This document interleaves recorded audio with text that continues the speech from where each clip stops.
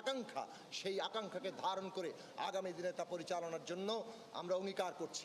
বিশ্ববিদ্যালয় আজকে সমস্ত শিক্ষা প্রতিষ্ঠান বন্ধ রয়েছে, অনতিবিলম্বে এই শিক্ষা প্রতিষ্ঠান খুলে দিতে হবে।